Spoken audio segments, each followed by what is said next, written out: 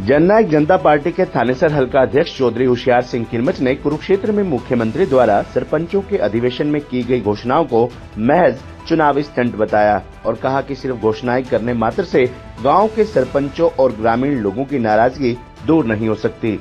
उन्होंने कहा कि केवल मात्र घोषणाएं करने में ही सरकार का शेष समय निकल जाएगा, फिर इन घोषणाओं को धरातल पर सरकार कब पूरा करेगी। उन्होंने दावा किया कि आने वाले विधानसभा चुनाव में जननायक जनता पार्टी की सरकार बनेगी। उन्होंने कहा कि लोकसभा का चुनाव केवल नरेंद्र मोदी समर्थक और मोदी विरोधियों में था और क्षेत्रीय दल पूरे लोकसभा चुनाव में हरियाणा में असफल रहे, लेकिन विधानसभा चुनाव में जननायक जनता पार्टी मजबूती के साथ चुनाव लड़ेगी और अपनी सरकार भी बनाएगी। मुख्यमंत्री ने आज पंचायत के सरपंचों से बातचीत की, कई घोषणाएं की हैं, तो क्या लगता है घोषणाएं अमलीजामा फैलाई जाएंगी या घोषणाएं रह जाएंगी? मैं पहले तो आप सभी का यहाँ धन्यवाद करता हूँ, आपने मेरे को समय दिया अपने कीमती समय से। और मुख्यमंत्री जी तो घोषणाएं तो कोरी घोषणाएं ही हैं। आज तक तो जब इसे इलेक्शन आचार संहिता हटने के बाद 1 महीना गुजरने को आ गया है, जितनी भी घोषणाएं की हैं किसी को तो आज तक अमली जामा नहीं पहनाया गया।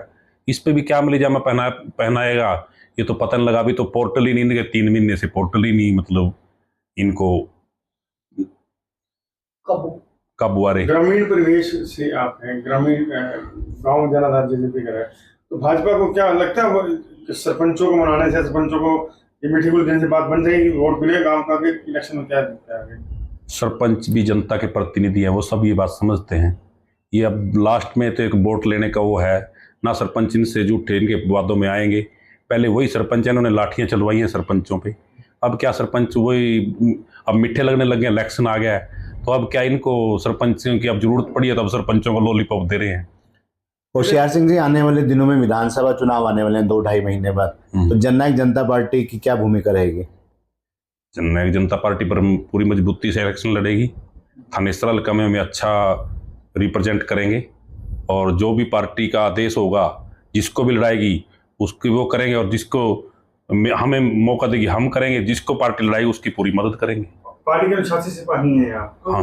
जो मुख्यमंत्री ने फैसला, रोजाना घोषणाएं हो रही है, रोज नई घोषणा हो रही है, तो इम्प्लीमेंट तो नहीं हो पाएगी, तो कब तक अगर भोली जनता समझ नहीं, सारी बात समझेगी नहीं पाते जनता? सर इन्होंने टाइम निकालना है, घोषणाएं कर रहे हैं, टाइम ही निकालना है। इन्होंने टाइम पास कर देंगे, इतना आचार संहिता लागू हो जाएगी, बोल देंगे हमने कर दिया है, होना जाना कुछ नहीं है, कोरी घोषणा ही रहनी है ये। तो जेजेपी भविष्य क्या लगता है आपको? क्योंकि लोकसभा चुनाव में बड़ी करारी हार का सामना करना पड़ा आपकी पार्टी को, तो अब आगे फिर हौसला बुलंद आप लोगों का? देखिए सर, ये इलेक्शन तो 2 ही उस पर लड़ा गया है, मोदी विरोधी।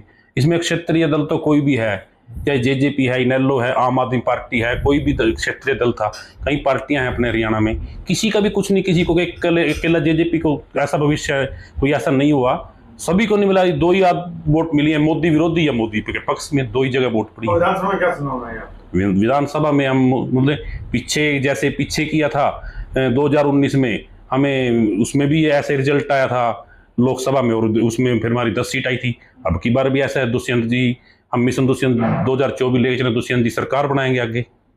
सर, दुष्यंत चौटाला ने सत्ता में रहते हुए युवाओं के लिए 75% रोजगार में आरक्षण, पंचायती राज में महिला सशक्तिकरण, क्या ही काम किए, क्या उन कामों का श्रेय जेजेपी लेगी या फिर बीजेपी लाभ उठाएगी?